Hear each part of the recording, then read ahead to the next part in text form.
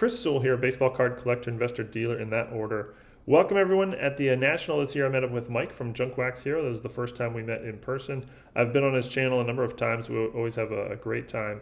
But we decided to do a little collab, as they call it in the biz. Collab, short for collaboration, probably. But yeah, we're going to record a video every 2 weeks, and we'll rotate whose channel is on. So this episode's on my channel, and 2 weeks from now, the next episode will be on his channel, and 2 weeks after that, the next episode will be back on my channel, etc. And we'll hit on a number of topics. And if there's any topic that you would really love to hear us talk about, please leave it in the comments, and we'll certainly consider it. But this first episode, we didn't really have a specific topic in mind. This was more of just a intro to the collab. We talked about a number of different things, him becoming a dealer, and I gave him a trivia and some other stuff. But I had to do a little bit of creative editing and some minor technical issues, nothing major, but we're going to sort of jump right in mid-conversation here, but hope you all enjoy. I always liked your old setup where you could see the boxes behind you. Yeah. And what the boxes, it looked like you had some set up to go to PSA or COMC or whatever. I don't remember. Yeah. That was basically how I sort cards when they come in when I buy collections, which it sounds like I'm not the only person here doing anymore. All right, let's get into that. So for those who don't know, Mike is considering becoming a part-time dealer. I guess until now you've only been a collector. Yeah, I've only been a collector. I did buy one collection 2 years ago, and I thought I'm going to get into this, but it turns out it's really hard, and I didn't know enough. I was just getting back into collecting at the time, and I hadn't followed baseball for quite a few years at that time, so I didn't know enough to get back into it confidently. And I've spent the last 2 years just living and breathing sports cards, baseball cards mostly, and basketball cards, and watching a lot more baseball. And so I feel a lot more confident. I'm certainly not going to be an expert, but I think I can do it successfully and have some fun and add to my collection. That is awesome. All right, so let's hear your first upcoming collection you might be buying. Yeah, do you want to do a quick intro to the show first? Like, do you want to say what the show is? Sure. However you want to do it. Yeah, can you describe it well? Sure, yeah. So we are going to do a show probably every 2 weeks or so. On Mondays, we'll air it on rotating channels, it seems like, where we just talk about something happening, something related to the hobby. We might debate the best junk wax cards, or we might debate two guys who aren't in the Hall of Fame, and each of us will take the case for one or the other. And I think mostly going to be baseball, because that's what both of us know the best, especially 80s, 90s, and vintage. And I think it's going to be great. We're not always going to be covering baseball cards, but it'll be close enough that baseball card fans will enjoy it enough. Yeah, for sure. And the Baseball Hall of Fame stuff, I'm super looking forward to.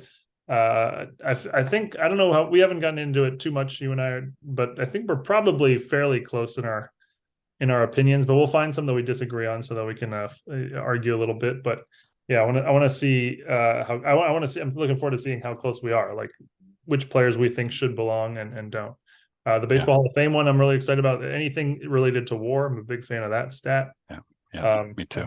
And baseball cards from the 80s and 90s, I think is both, that's what I consider I'm expert at that more than anything else. And I think that's sort of your jam as well. Absolutely. So yeah, this week I put out a video on my channel where I said I'm going to start dealing, a part-time dealer. I have a full-time job, so it's not like I'm ever going to be full-time dealer, but so I started doing some Facebook Marketplace searches for cards. And with one of them, it was a kid who had advertised his collection for $1,200. Okay. And it was a really nice collection.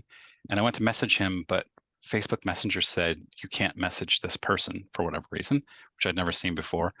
And so I was like, okay, whatever, I'll move on. And then I go down and I see the exact same collection for sale for $1,000 by somebody else. And I look at it and it's clearly this kid's dad trying to sell the same collection, but it's priced $200 less. And I look at it and I was like, this is a really good collection. I messaged this guy and I said, "Hey, I'm interested in coming by. I'm actually driving through his town tomorrow." Okay. And I said, "I'd love to come by and look at this collection and see if it's something I'm interested in buying." And he said, "Yep, just bring $1,000 cash and it's yours." And I said, "Well, I want to go through the cards and see if it's something I'm interested in before we agree on a price." And he said, $950, it's yours. And I said, uh, "I'd like to go through the cards." And he said, "Yeah, just bring the $950." And so I didn't respond. At this point, I'm like, okay, this guy is not going to budge on his price. But then he came back to me an hour later and said, "Are you interested?" And I said, "Well, I am, but I'm concerned that you aren't interested in negotiating, that you are set on your price and it's $950. And he said, "I'll take your offer under advisement." And I said, I'll I take your haven't made an offer. offer. I Yeah. haven't made an offer yet. So this is my first foray into uh, buying collections, and it's going spectacularly poorly. That's bizarre. Okay. Yeah, I don't did the picture how much did the pictures show? Like could you tell from the pictures that $950 was Yeah. reasonable or it's high or low or you don't know? Yeah. So he actually sent me a few comps that made sense. There were three cards that made up the bulk of the collection. And Value wise, yeah. yeah, there was a Kevin Durant autographed card, ultra modern, like 2020, maybe 21. Okay. Yeah. There was a Shohei Ohtani rookie PSA 10, which was worth about $150. It's a Topps Holiday, and it's a base. And I don't remember, it was a Jerry Rice SGC 10 autograph. And those made up the bulk of it. And he said, those are worth X number of dollars. And I said, yep, I get it. I still want to look at them before we. Well, they didn't add up to 950, right? They didn't know, but there were hundreds more cards. It wasn't a huge collection. It was probably 200 to 300 cards. Okay. Um, yeah, you got to see. You Right. can't buy a collection sight unseen. Yeah. It's not the way it works. Yeah. Okay. So And you then are going to look. no, I'm not. I am You're going not. to look at a different one Saturday morning. Oh, okay. That's what Uh, you had mentioned earlier. Yeah. So yeah. you're So bailing. You're bailing on this guy. Like, yeah, yeah. that's Yeah. probably the right move. Yeah. It's a strange stance to take. Yeah. Uh, there's another guy who lives about 10 or 15 minutes from me who's selling 300 ultra modern cards. And he said that he does breaks and Hmm. doesn't collect cards. All he does is he does breaks and then he sells them. And he says, "I don't even care if I take a profit. I just enjoy doing the breaks." And then I He buys sell. into breaks, or he actually hosts breaks. He says that he enjoys breaking the cards. He enjoys opening I packs. assume that's what he's doing. Okay. I didn't ask any questions. Okay. But maybe he buys into breaks. The way I read it, and I don't remember now his phrasing, but it sounded to me like he was actually opening the packs himself. Hmm. But you might be right. I don't know. Um, Okay. and there are like some Tristan Casas rookies, and I collect Casas, and there's Ellie De La Cruz's and like Drew Jones, Hmm. first Bowman refractor was in there, and he only wants $1.50 per card out of these 300 cards. So I was like, okay, I'll come and look at it. I don't know how many are in it. There are 300 cards, and I got a picture of 25 of them. Hmm. But it's 10 or 15 minutes away. I'll go and look. Okay. Yeah. So that could be your first venture into dealings in 2 years. Could be. So Yep. what's the thought process of why you're sort of steering into that? And do you consider you're just like dipping your toe in the water and seeing if it's warm, or are you like, I'm gonna do this? I'm going to do this. I am set on it. The challenge is that I'm in Maine, and Yeah. there are not a lot of collections for sale in Maine. And there are a lot of people who are trying to buy collections in Maine.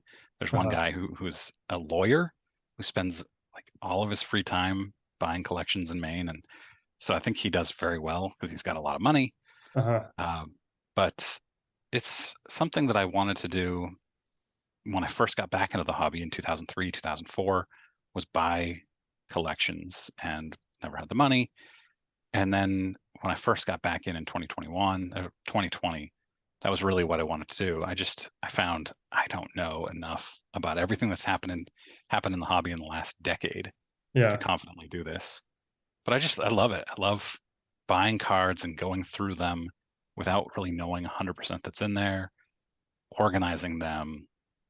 I've always really disliked the selling of them, but I've started doing sales through COMC, eBay, and whatnot, Hmm. and found that I don't hate it. I don't think I'll ever love it, but I Hmm. don't hate it. That's awesome, man. Like you and I are the same. My favorite thing in the world is having just bought a collection. I'm now home and I have it, and Yeah. now I get to go through it. And my least favorite part of all of it is the selling. Selling is the least fun. Buying is super fun. Sorting is super fun. Collecting is super fun. Selling's a chore. And the one part of it that feels like work at times, Yeah. especially like listing cards and taking Yes. pictures and shipping. I mean, this is like Shipping is the worst. shipping is just a killer, a time killer. Um, but yeah, COMC. I mean, a lot of these companies take a lot of that. COMC is gold mine for that. They do all that Yeah. for you. Yes, exactly. And I also love grading cards, Yeah, especially grading, right. vintage. Hmm. I would love to just buy vintage collections, but that's not really realistic. But I love sending cards off and then getting them back. And I'll do reveals every time I get some back from PSA or SGC. Yeah. I actually have 4 orders with PSA right now. Okay. 4 orders of PSA. Nice. Yeah. Of mainly vintage or a mix? It's a mix. Yeah. Yeah. I think one of the orders is all goat autographs. Uh-huh. So this collection, like how confident do you feel like you're gonna get it or you're gonna buy it? Uh, 50-50. 50-50. It Okay. depends. Depends on if he sold some of the good stuff because he told me that he just sold 49 of his Ellie De La Cruzes Oh, to one dealer. that's the yeah. So are there still any of the Ellies Yeah. left? Yeah. Will you be able to walk away from a collection that's like you really want it, but it's the price is too high? Yeah, yeah. I don't think that'll be an issue. Okay, okay. And when you go to look at a collection, do you go to their house usually, or do you do it at some neutral site? Most of the time I go to their house. Yeah. Yeah. Sometimes they'll meet at a neutral site. Sometimes they'll come to my place, but usually I go to their place. Yeah. Yeah, so he's offered to meet me halfway at like a grocery store parking lot, and it's only Okay. 300 cards. So How I said, yeah, far? let's do it. How far? Oh, I thought you were 15 minutes away. Yeah, Oh, and but I he's said, still yeah, I'm right in this okay. town. He's like, oh, let's meet here. And I said, Yeah. great. Perfect. Grocery store parking Yeah, lots. Done lots of deals in those. that's where I bought this Bob Cousy rookie. Oh, nice. Okay. That's now autographed. It was in a grocery store parking lot. Okay. I did a deal today, literally in a Panera bread. So Really? yeah. Did you get anything good? So yeah, it was okay. Yeah. A couple of just happened. I literally was not even planning that. Some Griffey's, Yeah. Henderson, 59. Okay. Yeah. It was a nice little group of stuff. Awesome. That's the type of stuff I would love to get into. Yeah, the ultra modern. So it's an ultra modern collection you're looking at. 100% Yeah, last 2 or 3 years. Yeah. yeah, Which isn't my jam, but I would sell it quickly. right.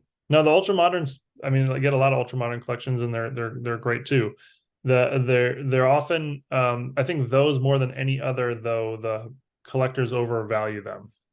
Oh They'll yeah. they think it's worth more than it is with ultra modern more than any other year of cards. That's something to just be aware of. I don't know. Trying to give some words of wisdom. I'm really excited that you're going. Yeah. I appreciate that. Yeah.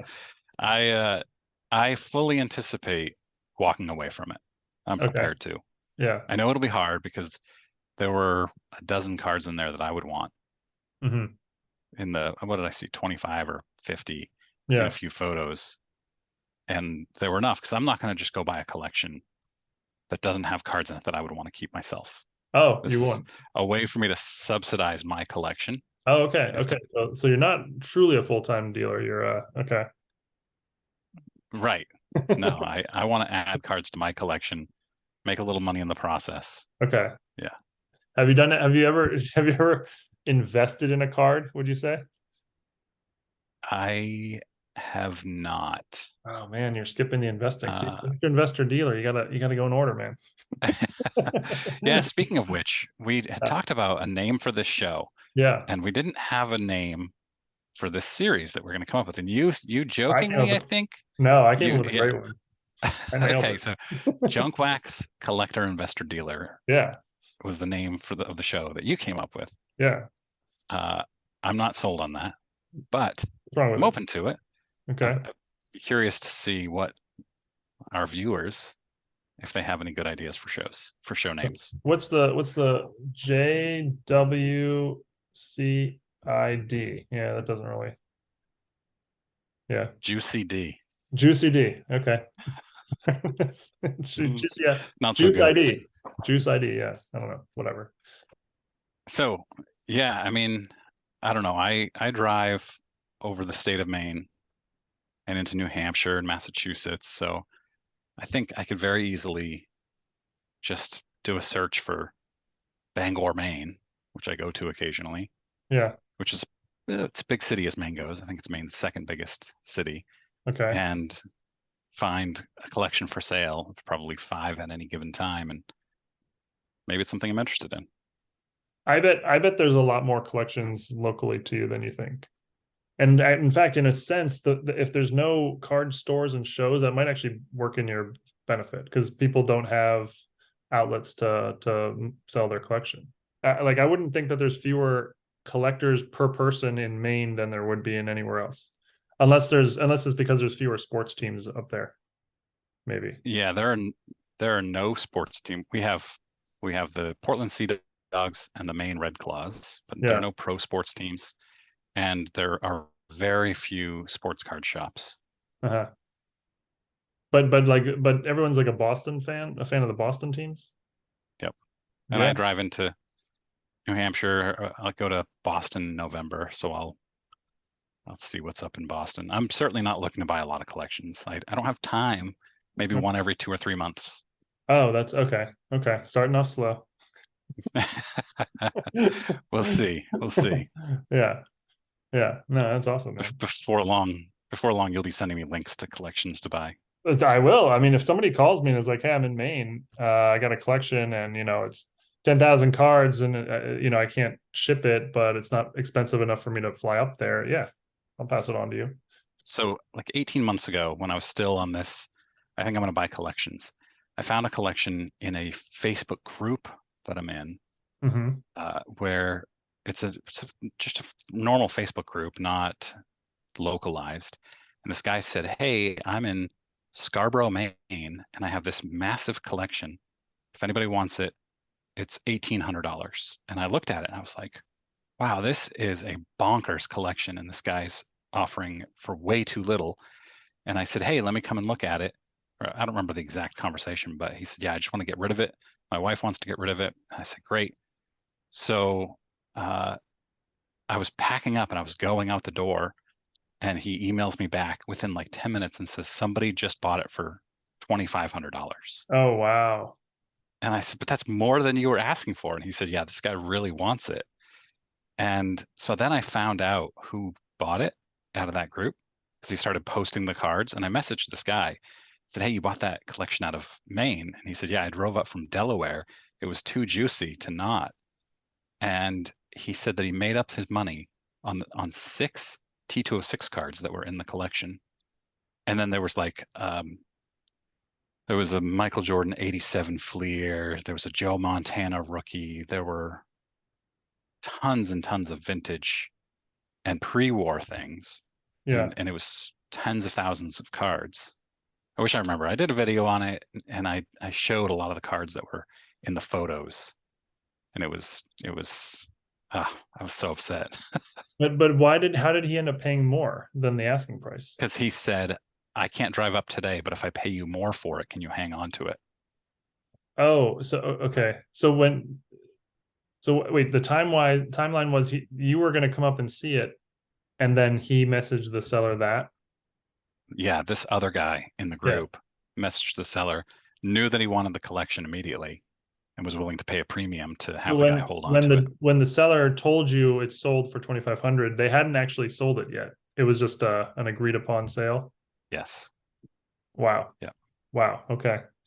That I haven't heard of something like that before. That's unlucky, unfortunate. Yeah. So you were asking me what's the dream collection? Yeah, no, not the dream collection. What's the dream long-term scenario? Like if you buy a collection, it works out. 3 months go by, you buy another collection, it works out. And 3 months go by and you buy a collection, it's a home run. And you're like, I should start doing this more often. And you buy it now it's every month, and then it's every week. And then at some point you quit your job. And then at some point what's the what's the dream scenario there? I would say 10 years ago, maybe Yeah. I would put myself in a position where I could quit my job, but I'm in a position with my job that I don't think I would ever quit Oh, for you love your a, job, and yeah, is it the job pays real well or that you love it, or both? it's both plus health insurance, which I'm not going to get for cards. Yeah, yeah, true. You just Yeah. And you can marry a professor like I did, and then you're good. yeah, I wish. No, I don't. Hopefully my wife doesn't hear that. Yeah, But no, our family needs my health insurance, so I I see. won't be going anywhere. Of course, of course. Okay. Yeah, very cool. Okay, so what is the dream scenario? You do this is your full-time, part-time, secondary gig.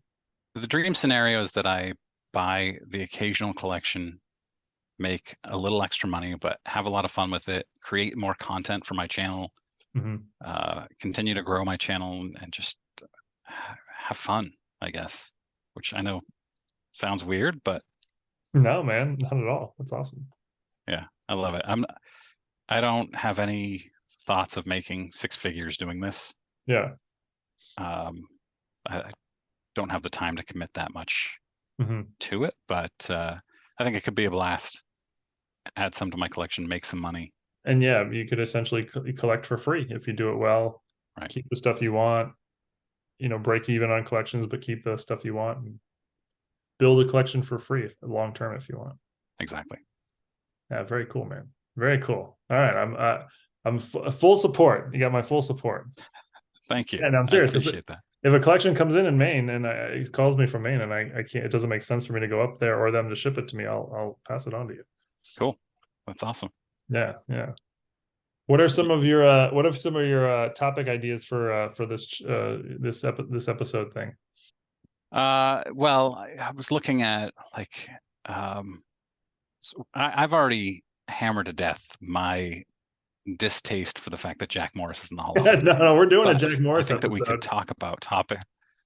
We're doing a No, Jack no, Morris no. episode. We could take that is one of my most hated videos of all. That's probably the most hated video of all time, is where I completely deconstructed the Jack Morris is a Hall of Famer argument using statistics. I saw it. And I I saw it. said, yes. I said, do I hate Jack Morris? Yes. But this is a completely statistical based argument. And man, I've 91% like rate, which is way below my normal like rate on videos. And people were mad. I got a lot of very angry comments. I got some people who unsubscribed. People still talk about it. That must have been a year ago. And I still have subscribers talking about it. So I think we could do a series or a video where we each take a borderline Hall of Famer, whether they're in or out, and make the case for or against them. We each take one. We could say, today we're going to debate why Jim Rice is or isn't a Hall of Famer, or I don't know, Andre Dawson, guys that some people don't think should be. I see. So when you say it was your most hated video, it wasn't you didn't hate it. It was your viewers hated, or it was disliked by most of the viewers. A lot of people discovered my channel because of that video Yeah, and didn't come back. Let's just say that.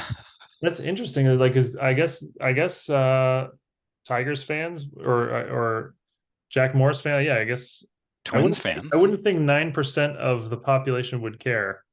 Yeah. It's the only video I've ever done where I didn't talk about baseball cards.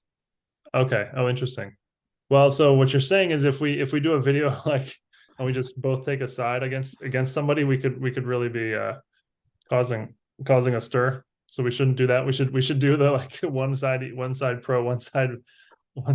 should like flip a coin so we don't actually have to believe what we're arguing. Yeah, I think I always need to believe what I'm arguing to Yeah, do yeah, it. Like there are things that I can take both sides on, which I'm sure. perfectly fine with, but I have to believe both sides or whatever side I'm taking. So if we did Jack Morris and flip the coin and he goes in, you wouldn't be able to. I mean, that might be a fun exercise. Oh, actually, that would be. I could make a case for Jack Morris. I know what the case is for him. Yeah, It's I can make it's the case. garbage, but I could make that case. Yeah, I guess it's all right. Okay, so that's I like your idea a lot.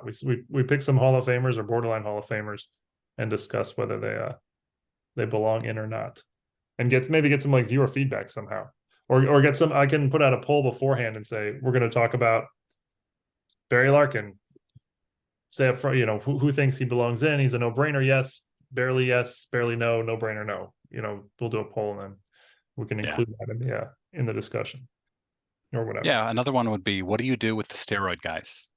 The guys who had Definitely. Hall of Fame careers, but Yeah. they were steroid guys. All right. Well, we can touch on that stuff too. I'm sure that'll drum up a lot of passion from various people. But okay, those are some good ones. Favorite sets of the junk wax era.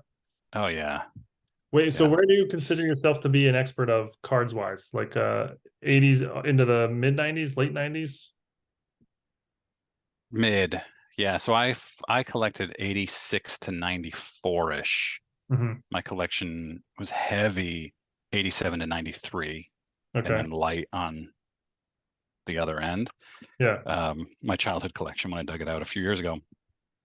I would say I'm a I know a lot about baseball up until 2005, and then I kind of stopped watching, had kids, and stopped watching heavily, but still followed the stories. So I still could tell you about all the good players. And then I've started heavily watching again the last couple of years while I was collecting. Yeah. Um, but yeah, I mean, 80s and 90s baseball is my jam. Me too. Yeah, I'm very similar. I started in 88, Yeah. went heavy until about 2000. Then branched off and did other things for the next 10 years, wasn't really paying attention, and then got back in around 2010. So yeah, the 90s I feel like I know everything, and the 80s because you know as I was getting started, the 80s were still very fresh. Crazy to think the 80s are 40 years ago now, but scary. Okay, well, Uh, can I give you my trivia? I'd love to hear it. Okay, so I So have, we should share first of all that yeah. all you asked me beforehand was what's my favorite junk wax set, and I said 87 tops. I did no research into 87 tops. I planned to be completely honest. I was going to, but then I forgot. So, Okay. Well, what would you think the trivia is going to be? boy, it's got to be Hall of Fame related. So, who are the rookies who went into the Hall of Fame? More complex. So you were right about the Hall of Fame. So it's a two-phase trivia question. The first phase I'm going to give you 2 minutes on, and the second phase I'm going to give you 3 minutes on. Okay. The trivia is Okay. the Yep. 1987 top set has 34 Hall of Famers in it. You got to come up with as many as you can. Yep. In the first 2 minutes, you can just rattle them off. Then we're going to stop. And then in the second 3 minutes, any ones you don't have yet, I'll give you the team and position and see if you can come up with all the others. Does that make sense? Yeah. Let's do it. Okay, hold on. Let me set the timer. And no managers. I have the managers list separately if you want to do managers. I figured we wouldn't do managers. And no like all stars, league leader cards or turn back the clocks. Yep. Okay, so you ready for phase one where you just rattle? Ready. 34 names on the clock and go. Okay. Greg Maddux, He's in the Ozzie traded Smith. cut. Oh man, Ozzie Smith's good. Ozzie Smith, Wade Boggs, Ryan Sandberg, uh, Eddie Murray, Tom Seaver, playing for the Red Sox, I think. Bert Blyleven, Carlton Fisk. I almost said Dwight Evans because he should be in the Hall of Fame, but he's not. Man, so I'm going through all my steroid guys. Kirby Puckett, George Brett, Robin Yount, Mike Schmidt, Nolan Ryan. How many do I have? You got about 10, 15. This is way harder than I thought it would be. Ricky Henderson, Tim Raines, Cal Ripken. Of course, I forgot Cal Ripken while talking to you. I'll let that one slide. I'm thinking about all the junk wax guys that had Hall of Fame talent and never got in. 15 seconds left in phase one. I said Ozzie Smith, right? Ozzie Smith, yeah. Dave Winfield. I'm at a loss. Okay. All right, you got 1, 2, 3, 4, 5, 6, 7, 8, 9, 10, 11, 12, 13, 14, 15, 16 out of the 34. Didn't even get Ready halfway for phase there. two? Huh? Yeah. The phase Didn't two. even get halfway. 15, huh? I didn't even get halfway there. So, well, some of the remaining are pretty tough. Some of them are fairly easy. All right, so I'm going to give you the team and the position that they're on the card. So keep that in mind. Okay. The position at times is misleading. But you ready? Yep. And you can say pass. Oh, Paul Molitor. Paul Molitor. Alan Trammell. Ooh, okay. Yep. So okay, so you can say pass at any time if you're like, and I'll move on to the next one, and we'll come back to it if there's time. Ready? Ready. White Sox outfielder. Ivan Calderon. White Sox outfielder. The tough one. 87. I'm trying to think of somebody who finished their career with the White Sox. Better known as a DH. Better known as a DH. Oh. Well, there's Andre Dawson, who I forgot. Dawson. That's not this one, but yeah. There's Jim Rice, who I forgot. Jim Rice, yeah. There's Jack Morris, who I forgot. Jack Morris, yeah. Better known as a DH. We'll come back to it. Pitcher for the White Sox. The team is misleading. Pass. Catcher for the Mets. Not misleading. Gary Carter. Pitcher for the Cubs. Team is misleading. Pass. Outfielder for the Padres. Easy. Tony Gwynn. DH for the Angels. Sort of misleading. Reggie Jackson. Oh, nailed it. Shortstop for the Reds. Not misleading. Shortstop for the Reds and Barry Larkin. Pitcher for the Indians. Impossible.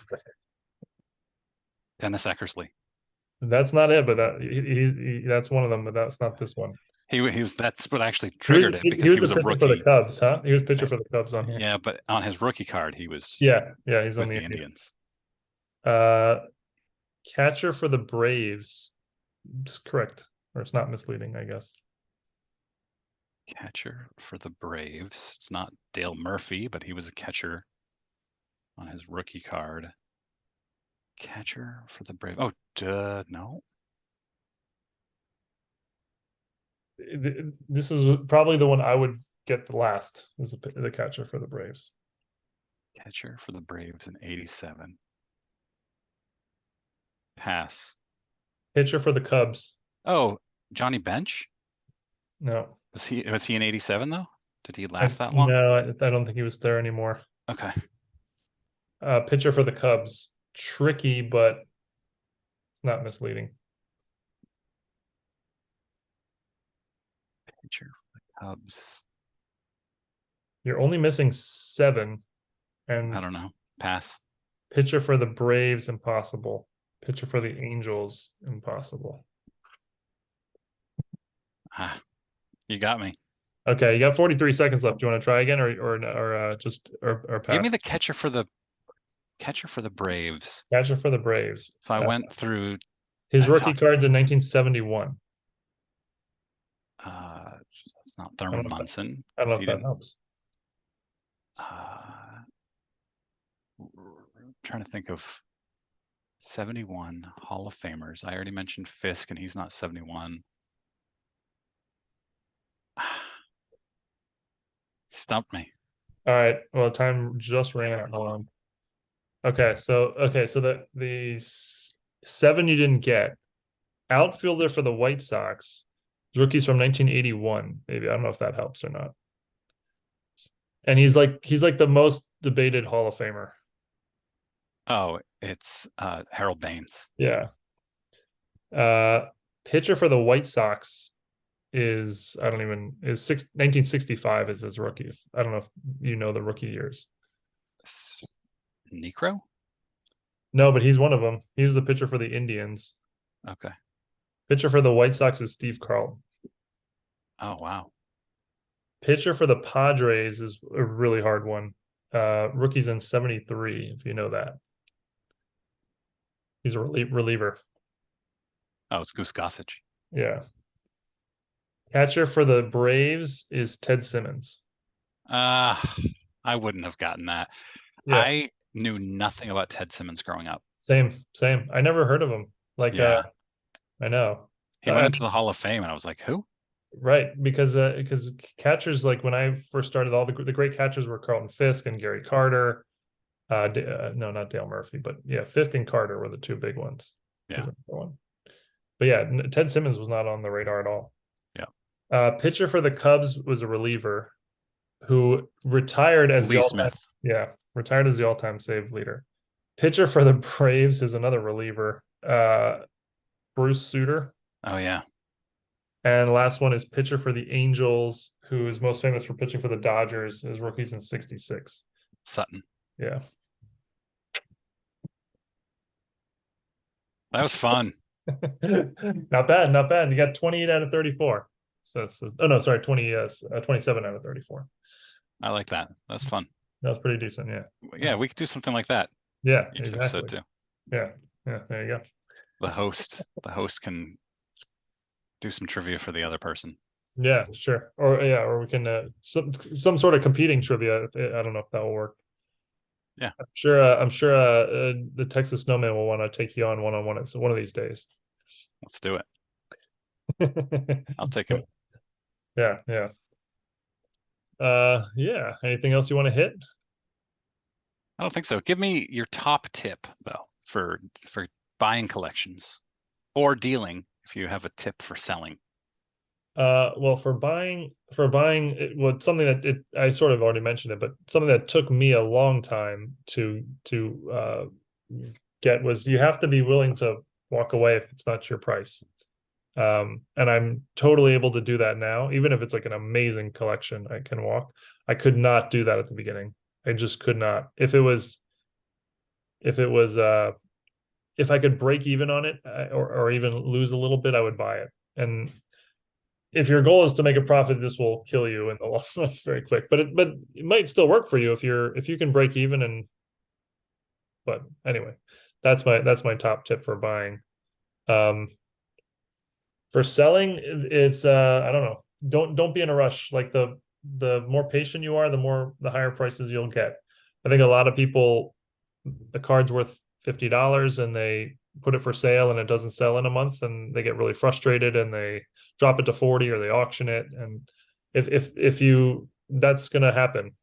Cards don't fly. Even good cards don't fly very often. So you got to be patient. Put it at 50, just let it sit there for as long as you need to. But that also requires like money management and cash flow, abilities. So you talk about wanting to turn a profit on your collections. What if you've got a collection that has the Cal Ripken Jr. rookie, and not rookie, but the Cal Ripken Jr. minor league card, that you're Yeah. after. Yeah. What is that worth? 10,000, 15,000? 10,000 in like a PSA 2. Yeah. Okay. So let's say you see that and it's already graded. It's a PSA 2 and it's in a collection and they want $20,000 for the collection. Do you buy it and sell off the other $10,000 and hang on to that? Let's say you sell the rest for $15,000, Hmm. but you hang on to that Cal Ripken that's worth 10,000 and call that a profitable collection buy because you have a $10,000 card and you only lost $5,000 on the sale. Well, that's a that's a unique that's a unique one. If I bought a collection and there was a Ripken minor league, orange border minor league, I would keep it no matter what, and it wouldn't. I would be fine taking a loss on it. But that's my holy grail card, so that's going to be an exception. In most cases, you can't think that way. Well, I can't, given that I need to pay my bills doing this. I mean, Yeah. maybe you can, but in most cases, I can't think that way. Yeah, but with the orange border Ripken, I mean, come on. I mean, I've never even seen one. I mean, I've never, not that I've never seen one. I've never seen one that wasn't in an auction and was going to sell way above what I could pay for it. Yeah. Yeah. And that would probably just go into your safe deposit box with your black LeBron, right? Yeah, that would go right there. That's where it What would is that? stay. Black refractor, was it? The black refractor LeBron. Yeah, my safe deposit box, which I visit like once every 2 weeks. Yeah, the people at the bank are always like, "Oh, you again." What are you doing there every 2 weeks with it? Most of the time, well, anytime I have a card to add, then I go there. Yeah. That's basically what it is. What's your general rule for cards to put in your safe deposit box? Value of Um, no, it's my whole entire collection. It's 300 cards, okay. roughly. And so anytime I buy a card that's going to go in there, yeah, I go to there. And then I have an excuse because like there's like this little room that you can take your stuff into and you get your privacy and you can play with your cards for 20 minutes and then it's really fun. I have You feel very, cool going in and you go in and you get a special key and yeah. yeah, I have a fireproof safe. It's a 40-year-old safe. My mom bought it for me. This is a great story. My mom bought it for me Mhm. when she got me the 1986 Donruss Ken Griffey, sorry, not Ken Griffey Jr., Jose Canseco Yeah. rookie for Christmas in 1987. So it's almost 40 years old. She said, this card is going to be worth so much money. You got to keep it in this fireproof safe. And I did until 2020 when I dug my collection back out. And I was like, wait, I have this Canseco in this safe back here. Nice. Sure enough, there it was, along with a Nomar rookie card too. Okay. So I 92 put top rated. a lot of, no, it was a 96 something or other. Okay. So back when his actual rookie, not his Team Yeah, yeah. USA That card. is right. Yeah, kept the most valuable cards in the fireproof safe. That's awesome. That's awesome. So at the time, the Conseco was probably $100, and she Yeah, she just assumed it was going to 10x every 10 years. yeah, And- yeah. I did get it autographed last year. Did you? Yeah, Oh, cool. He's got a nice looking auto. he does. Okay. Yeah, I sent off. I think I've gotten 4 signed by him. Yeah. How do you feel about like negotiating? Do you feel comfortable negotiating? Yeah, actually, when I was at the National, I tried out a bunch of different tactics, Oh, and did you? yeah, and in those videos, I actually went through. I did a video each day, and I went through the tactics that I tried in each situation, and people loved hearing negotiation stories, which surprised me. But I don't usually talk about how much I pay for cards because they're PC. I Yeah. always have only collected. But I said, okay, I'm going to share how much I paid for these because I think I got such great deals, and here's how I got them. Oh, cool. Oh, cool. Yeah, Yeah. And people love that. yeah. I had a lot of comments saying like more negotiation stories, and this is so awesome hearing how you negotiated. What were So, what were some of the what were some strategies that hit? I think they were all very similar to each other, but things like um, just in a very friendly way, saying, "Okay, thanks anyway," and being willing to walk away, Yeah. or uh, always I am a very nice guy in real life, and so I do that in card buying and I will in dealing as well. Uh, saying so the Ken Griffey Jr., for instance, was priced at $500. They had 10 Griffey rookies, 89 upper deck autographed, Uh-huh. laid out. All of them except for one were just trading card Ken Griffey Jr. autograph, and then Okay. this one was dual graded. It was a card 8, autograph 10. Okay. They were all priced exactly the same, $500. And I said to the guy, "Hey, would you do 350 on this one?" And he didn't seem to know the difference between the 10 of them. And he said, "No, I can't take less than 450." And I said, "Well, on eBay, they're going for 450, and I'd save you the eBay fees. So how about 375? Or maybe it was 400." And he said, "All right." And I showed him the comp, and he said, "All right, deal." Okay. Interesting. Nice. So, just I don't want to be pushy. I'm not interested in being pushy. Yeah. And if it doesn't work out, I say, "Okay, thanks anyway." Cool. Okay, so that worked. I don't know. I should try that. Yeah. Some dealers are not open to seeing No, comps. no. But I There's, think if you can turn it into here's what the comps are, and I can save you eBay fees, yeah. that works pretty well. And you're getting the cash now as opposed to going through the process of taking a picture and listing it and shipping it. And Yeah. And I'm always paying cash. yeah. So I think at the National, you find a lot of guys taking cards and PayPal. Yeah. But I said, I've got $400 cash right now. And you I have 10 of these. You want to sell all 10 of them. You're not right. I going to. mean, might as well move one of them. I was very uncomfortable negotiating early on. It all comes back to the got to be willing to walk. The power of being willing to walk is big. Yeah. Yeah. I found myself early on when I first got back in 3 years ago or so, when I'd go to shows, well, I guess 2 years ago, when I first started going to shows, and I would try to negotiate and they would say no, and I would still buy the card Yeah, because I right. really wanted it. Or you almost like feel bad that you've asked and they've said, Yes. Yeah, got exactly. to get over that. Yeah. Yeah. Yeah. Yeah. It takes some time. It takes practice. Yeah, for sure. I want to see how quick you get super comfortable with it. I'll let you know how Saturday morning goes if I meet up with that guy. Yeah, I want to know. Send pictures of what you get. Yeah. Cool. Should we call it a day? We should. Yeah. Sounds good. All right, man.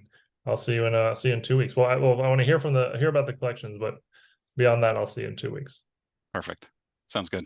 Thanks, Chris. Later. See ya.